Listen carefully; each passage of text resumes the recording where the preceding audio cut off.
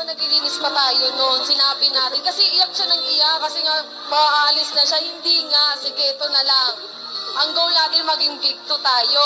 Tapos sabi niya, sige, tapos sayo lang kami. Tapos hindi na nakakalain na talagang aabot sa punto na kami na lang talagang dalawang may iiwan. Kaya masaya-masaya pa ako. Dreams do come true. Yes, dreams do come true.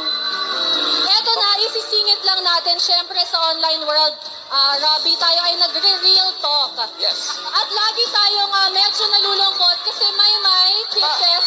Sobra para talaga kayong sisters, para kayong magkapatid. Pero dito sa outside world, grabe ang pagmamahal ng mga tao sa inyo. At minsan, yung pagmamahal na yun, alam nyo ba yung iba nag-aaway-away?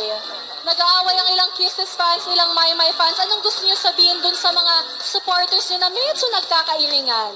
Okay po. Alam, huwag na kayo mag-away. Bye! Uy, nabuang. Sinasayang nyo lang yung oras nyo kasi wala talaga. Wala mangyayari dyan. Walang patutunguhan yung away nyo dahil masaya kaming dalawa. Kisses! Masasabi ko po, nung una pa lang kami pumasok, talagang totoo kaming nagmamahalan. Mahal na mahal ko to.